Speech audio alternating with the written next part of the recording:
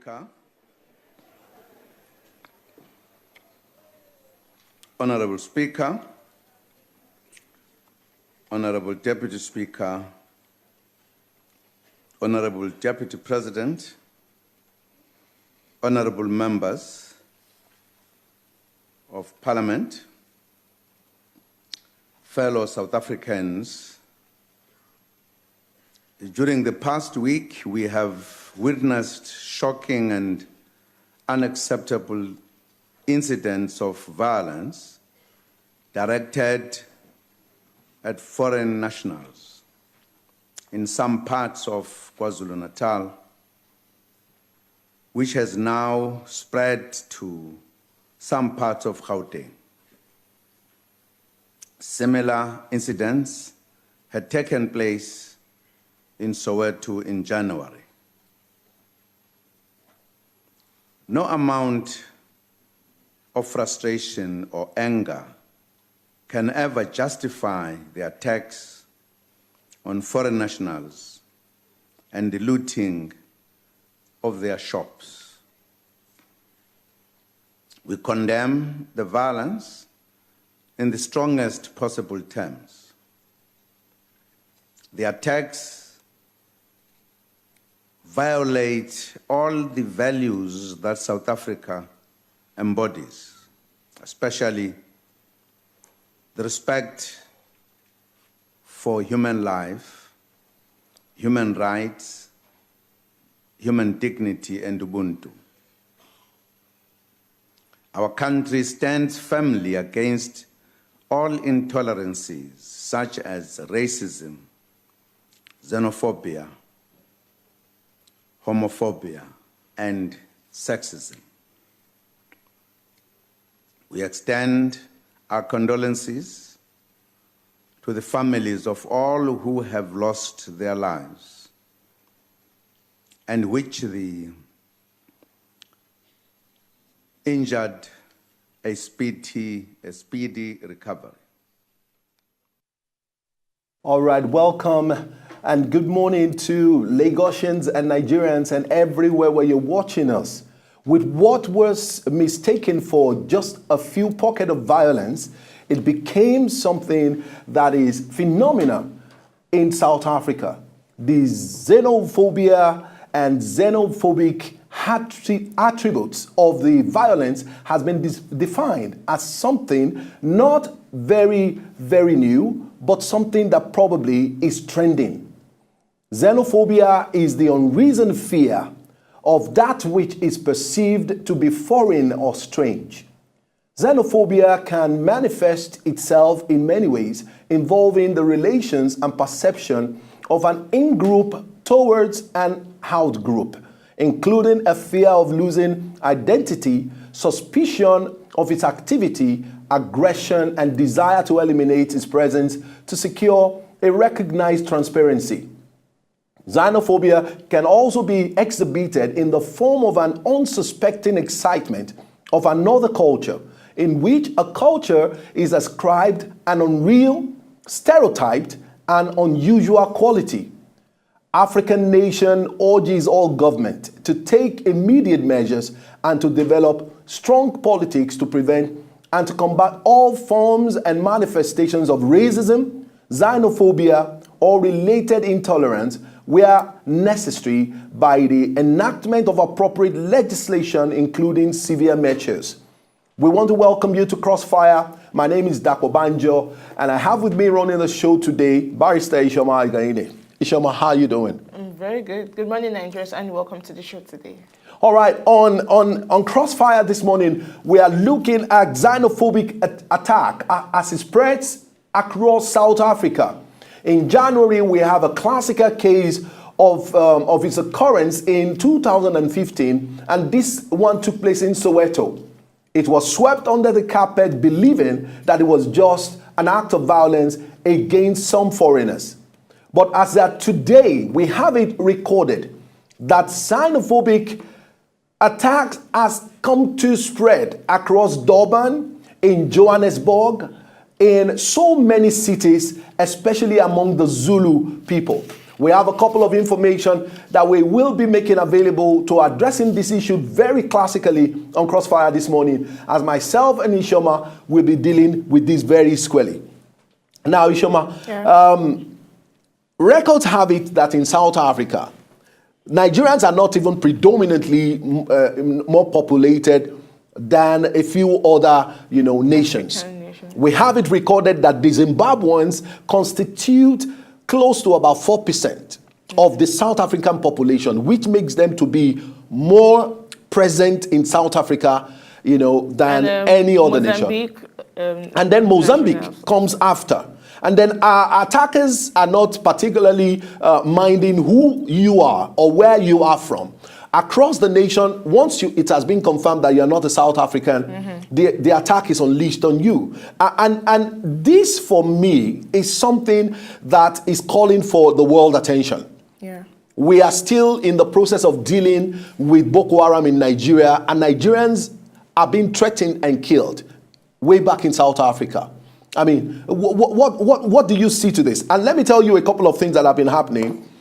What happened in Soweto in January was a classical example, like we said. Shops were being looted. People were killed. There were pockets of violence here and there in so many corners.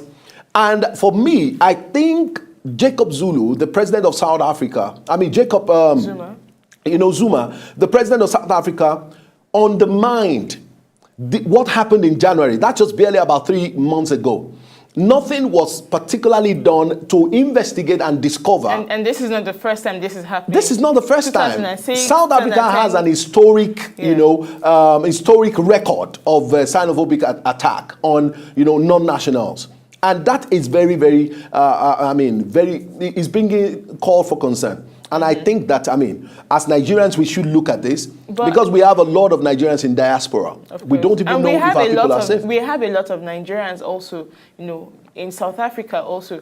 There's been some videos that's been circulating of the attack, which a Nigerian had to ward off. He had to physically fight off these people and take on his heel to escape the attack. But I think at the end of the day, this also boils down to our foreign relationship with South Africa.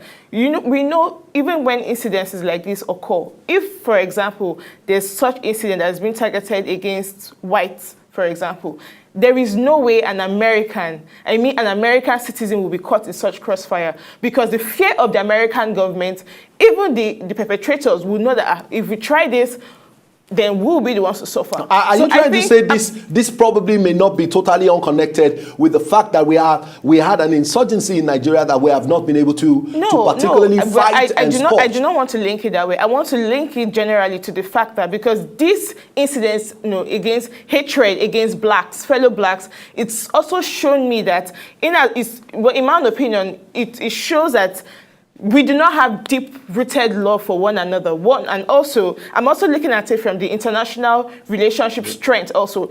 If we had good, cordial, international relationship with these countries, I don't think the situation would have gotten to this extent, knowing also well that this has been a reoccurring issue. If international relationship with South Africa was very good and strong enough, then from the very first instant when this happened, it would have been curtailed. Now, I may not be able to speak for Mozambique. I may not be able to speak, for Zimbabwe, but I can speak for Nigeria. Nigeria, we have a very solid, at least so it seems, that we have a very good relationship when it comes but to. As it is right now, there are doubts. South Africa and Nigeria. Let me tell you a couple of things. If that relationship is too strong, if you can remember the collapse of the synagogue. Of the synagogue church, where about 78 thereabouts, South Africans lost their lives. There was a strain. There was a strain. What has it affected really? What has it affected really? It didn't affect the fact that one of the major, a multinational has established a business in this country in the last 10 years, in the last 12 years. It's not enough to establish. In the last 12 years. There are some nations on telecommunication. There are some nations who value the life of their citizens more than businesses. Now, they have, when it comes to bilateral relationship, we're talking about immigration laws, we're talking about, and that is in and out. For the in group and the out group, whether South Africans are coming to Nigeria or Nigerians are going to South Africa. I can tell you very sincerely that what will a South African want to come and do in Nigeria if not for business? So when we talk about this handshake in terms of, immigration laws and the things that are expected of a nation in forming a very good, or becoming a good ally, look at telecommunication business in Nigeria. The biggest, around in recent past is a South African-based company. Look at the major shopping malls, that are in Nigeria today. Hotels also. And hotels, we don't want to give free advertisement. We can continue to count by number mentioning names. And that's to tell you that Nigeria has created a very good enabling environment for South Africans to do business here. And I have never seen a case of any form of xenophobia happening in Nigeria against some African countries. Never. The best or the worst that has happened was against Ghana, and that was Ghana must go. It was not violent. We gave them room to move out. Ghana has since become a very strong nation. Anybody you find here is simply probably operating a bilateral, kind of relationship. He comes here, does his business, and then it goes in there. And we see a lot of businesses that has left Nigerian shores to go and establish in Ghana, being a neighboring country too. So for me, over the years, we have succeeded in building so many. Have you heard cases like this?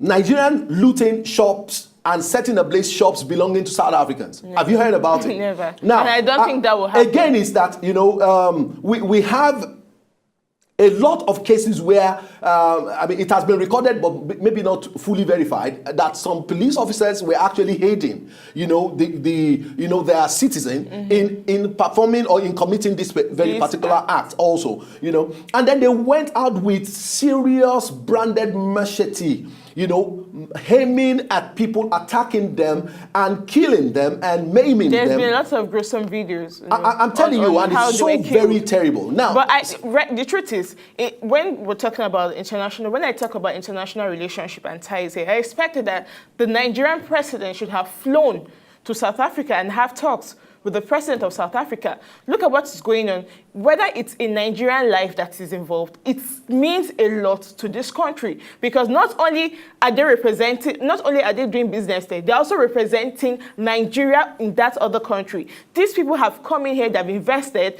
Of course, they pay their taxes. So that means they're also contributing to the development of the South African economy. Of course. So I expected that our president would have traveled over there, met with the president, see how they could also, provide speedy repatriation, at least for security reasons, bring these Nigerian nationals back home, pending when the issue is resolved, and then they can go back and at least, see that security is accorded to Nigerians there. But so far, we're not seeing that happen. So, in my own opinion, I see it also that there is a breach, in as much as, because it's one thing for there to be smooth, cordial relationship, international relationship on the surface, but does it go beneath? All right. There are so many questions that Nigerians really need answers to. And we will try as much as possible to bring this into perspective and addressing it vis-a-vis our relationship with South Africa and the relationship of South Africa with other African countries, especially within this continent. And we want to be able to throw more light on the implications of this xenophobic attack on Africans, and particularly with focus on Nigeria. We'll go on a short break now. When we come back, we'll bring this perspective, and then we want you to be a part of the show. We'll be right back.